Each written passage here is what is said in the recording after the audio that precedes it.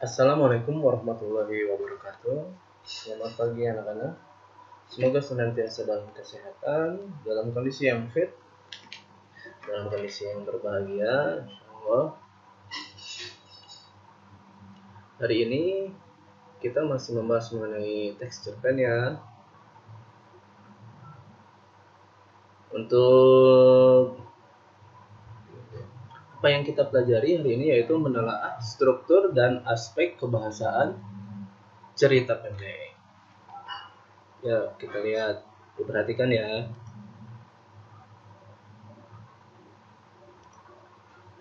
Sebelumnya, apa sih menelaah itu? Ada yang sudah tahu apa menelaah itu? Ya, sebelum kita mempelajari sesuatu, seharusnya kita sudah tahu apa yang akan dipelajari. Ya, bisa dilihat dari kalimat-kalimatnya. Kita lihat, apa sih menelaah itu? Kata dasar dari menelaah yaitu telaah. Telaah itu sendiri apa sih? Mari kita lihat. Nah, menurut KBBI, telaah itu yaitu penyelidikan, kajian, pemeriksaan, penelitian. Kenapa yang kajian saya garis bawahi dan ditandai dengan warna merah? Karena ini yang mudah diingat. Kajian, telaah, menelaah, mengkaji. Ya, jadi kita akan mengkaji struktur dan aspek bahasa dari teks cerita pendek. Ya, jangan sampai lupa. Telaah itu kajian, menelaah itu artinya mengkaji. Ya, jangan sampai lupa. Oke?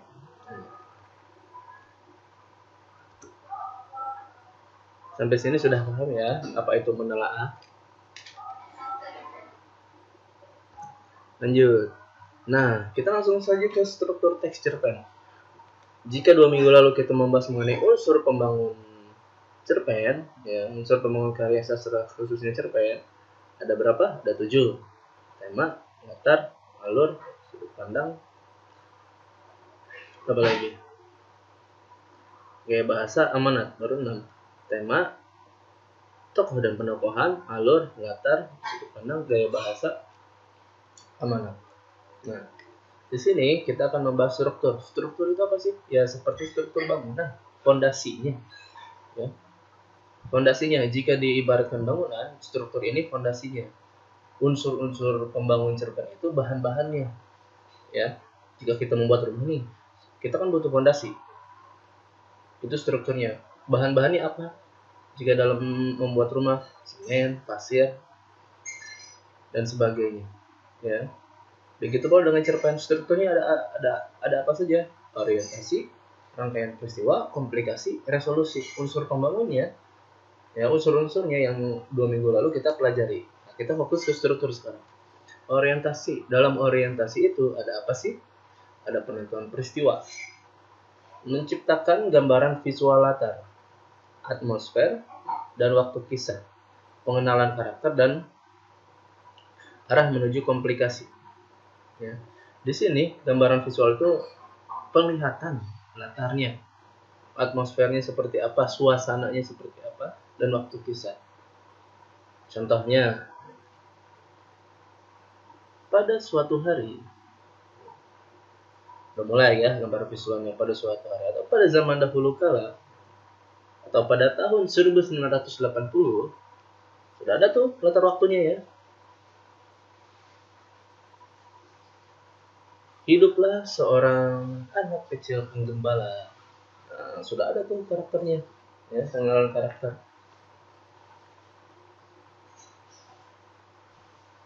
Yang hidup bahagia di sebuah desa.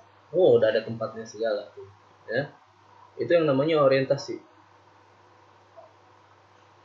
Pada zaman dahulu kala di kerajaan bla bla bla bla, di kerajaan Sukaduit, hiduplah seorang raja yang sangat tamak. Sudah ada pengenalan tokohnya itu. Arah menuju komplikasinya sudah ada jelas. Karena tamak artinya bisa disimpulkan bahwa kerajaannya ya kemungkinan besar rakyat-rakyatnya menderita seperti itu. Ya, yang pasti sudah harus ada latarnya, ya baik waktu, tempat, suasana, pengenalan tokohnya seperti apa tokohnya, boleh namanya boleh, ya, atau boleh seseorang, misalnya tadi seorang raja. Pada zaman dahulu kala, pada tahun 1993 lahirlah seorang bayi laki-laki. Nah, itu yang namanya orientasi awalan. Ya. Mau seperti apa? Dan jalan ceritanya bisa dilihat dari orientasi. Nah, lalu ke rangkaian peristiwa, kisah berlanjut melalui serangkaian peristiwa yang tak terduga. Dilanjutkan ya dari orientasi tadi, misalkan kalau dari lahirlah seorang yang penggembala tadi ya, penggembala yang hidup bahagia dan sebagainya. Mulai peristiwa nih, ketika usia 14 tahun dia bertemu dengan seorang saudagar. Nah, saudagar apa? Ya orang yang kaya lah gitu. Seorang konglomerat yang tidak memiliki anak. Oh, kejadian tak terduga. Akhirnya dia dibawa ke kerajaan dan dipekerjakan dan sebagainya. Itu rangkaian peristiwa. Makanya ketika membuat cerpen bukan hanya untuk struktur dan unsurnya, dibuat juga kerangka ceritanya mau seperti apa. Biar tidak bingung ketika membuatnya.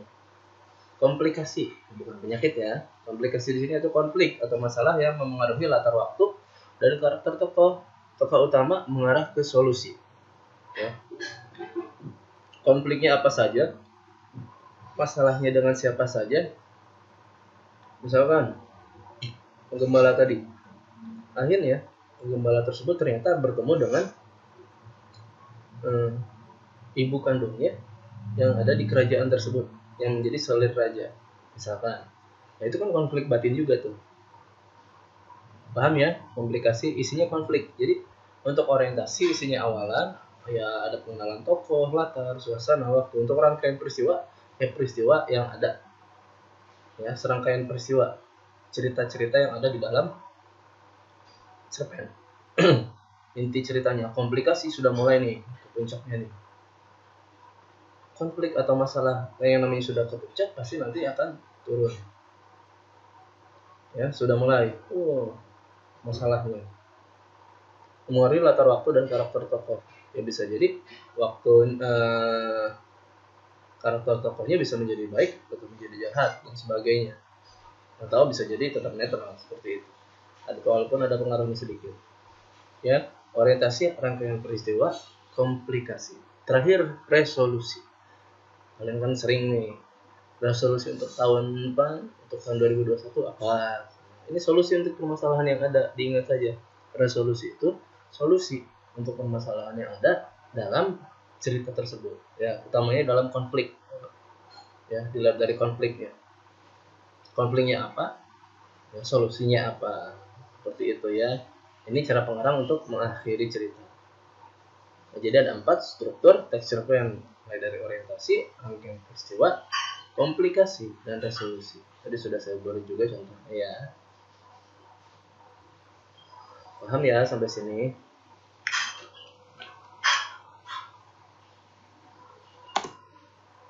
Nah, ini bagiannya. Jadi ini alurnya. Alur struktur teks cerpen mulai dari orientasi, ya, pengenalan cerita awalnya, lalu naik di tengah rangkaian peristiwa, garis utama, ya, komplikasi di atas puncak masalahnya. Ya. Jadi cerita membuat cerpen itu tidak sembarang membuat asal-asalan ya. Jadi mulai dari orientasi, pengenalannya tadi ada apa saja, rangkaian peristiwanya, komplikasi, puncak masalahnya, konfliknya, lalu terakhir itu resolusi. Penyelesaian masalahnya. Nah, jadi ada urutannya. Jangan terbalik, ya, jangan tertukar dari orientasi, lalu ke serangkaian peristiwa, komplikasi di puncak masalah nih, konfliknya, lalu ke resolusi penyelesaian masalahnya. Nah, ini ada aspek kebahasaannya nih. Aspek kebahasaan teks cerpen. Yang pertama, sudut pandang pencerita. Ada orang pertama dan orang ketiga. 2 minggu lalu saya janji untuk membahas ya. Mohon maaf belum sempat upload videonya.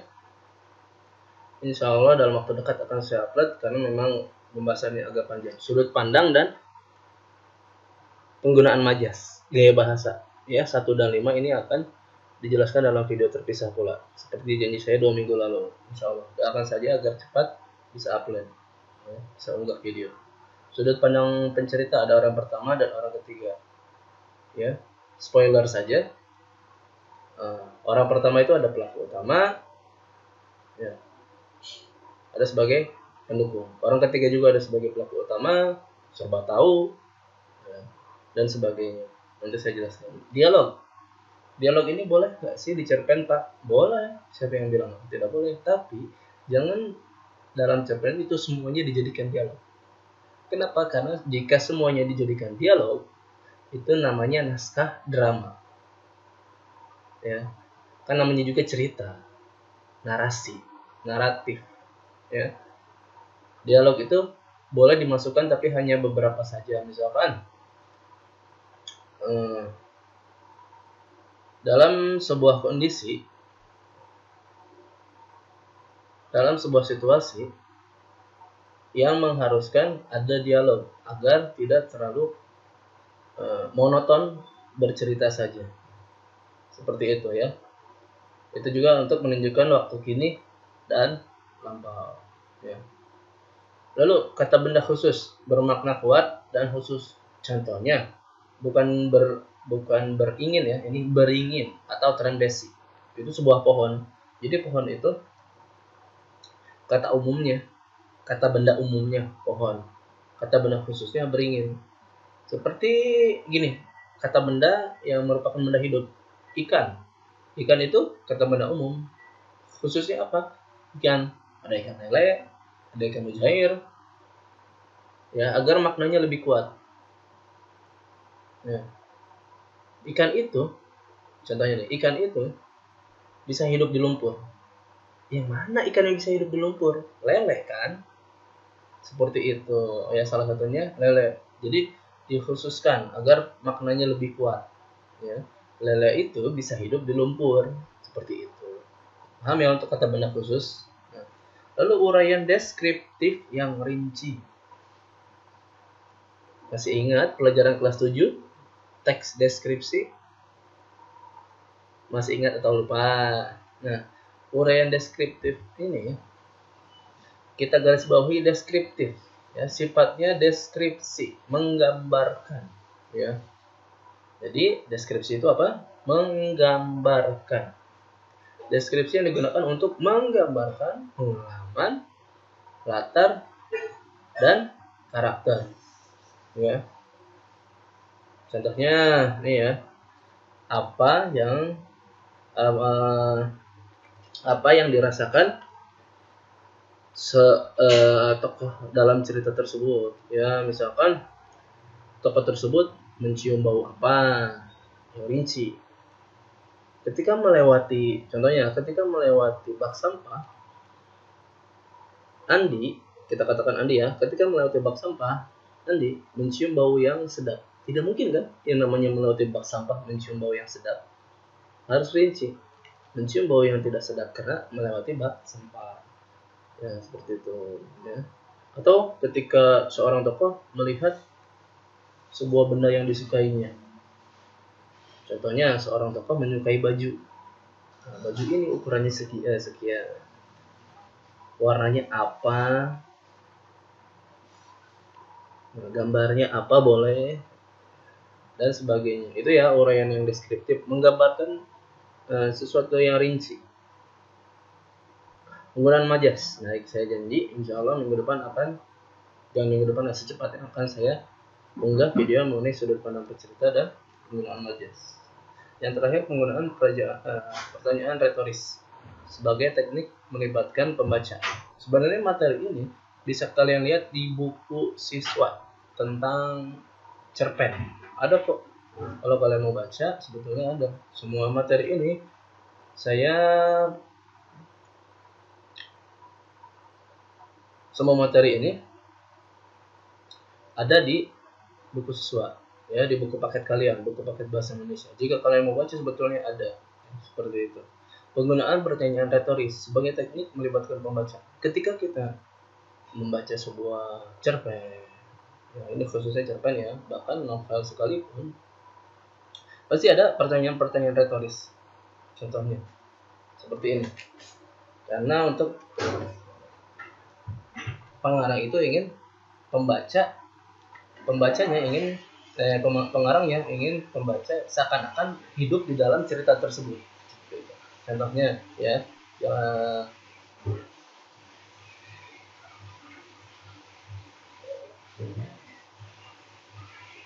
tidakkah kau tahu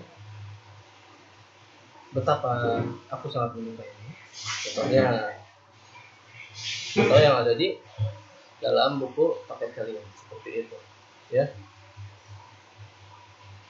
Bukan atau seperti ini. Bukankah pelangi itu indah? Ya, seperti bertanya kepada kita, melibatkan kita. Apakah yang akan aku alami jika aku berperilaku seperti ini? Itu pertanyaan-pertanyaan retoris, ya, yang melibatkan pembaca, ya, teknik melibatkan pembaca. Paham ya? Untuk pertanyaan retoris, ya, jika masih ada yang ingin ditanyakan, boleh ketikkan di kolom komentar jika yang menonton di YouTube, atau japri saya di nomor saya yang ada di grup bahasa Indonesia WhatsApp, nomor yang tri, boleh akan japri. Nah, sekarang ada tugas, karena minggu lalu saya tidak upload materi dan tidak memberikan tugas. Sekarang tugasnya ada 2. Yang pertama, itu tentukan struktur ya. Tentukan struktur teks cerpen, anak rajin, dan pohon pengetahuan. Maaf, itu tulisannya buku siswa ya. Di buku siswa halaman 79 sampai dengan 82, boleh dilihat ya. Ditulis satu paragraf awal yang menunjukkan struktur teks tersebut. Contohnya, kalian sedang mencari orientasi nih. Paragraf mana yang paling pertama yang menunjukkan orientasi? Lalu rangkaian peristiwa. Paragraf mana yang paling pertama yang menunjukkan rangkaian peristiwa? Komplikasi. Kalian sedang mencari komplikasi nih. Paragraf mana yang paling pertama yang menunjukkan komplikasi? Dan terakhir resolusi. Nih, paragraf mana yang paling pertama yang menunjukkan resolusi? Paham ya cara pengerjaannya ya? Lalu yang kedua, buatlah cerpen sesuai struktur. Nah, yang tadi kita pelajari, aspek kebahasaan. Yang pasti kalau sastra itu bebas ya. Yang pasti tetap mengikuti unsur pembangun cerpen. Yang kemarin yang 7, yang 2 minggu lalu. Ada apa saja? Tema, tokoh dan penokohan, alur, latar, sudut pandang, gaya bahasa, dan terakhir aman. Ya, buatlah cerpen sesuai struktur, aspek kebahasaan, dan unsur pembangunnya dengan tema pendidikan, kesehatan, lingkungan, persahabatan, nasionalisme, dan keluarga. Boleh pilih salah satu saja. Ya, jangan semua tema kalian buat. Pilih salah satu saja. Yang nomor 2 ini akan dijadikan tugas keterampilan. Ya, nilai keterampilan kalian. Baik. Terima kasih. Cukup sekian pembahasan dari saya kali ini mengenai struktur dan aspek kebahasaan teks cerpen. Jika ada yang ingin ditanyakan, boleh japri saya ke nomor yang tri yang ada di WhatsApp grup, atau jika yang menonton di YouTube, silakan ketik di kolom komentar. Terima kasih untuk waktu dan perhatiannya. Mohon maaf bila banyak salah kata. Wassalamualaikum warahmatullahi wabarakatuh.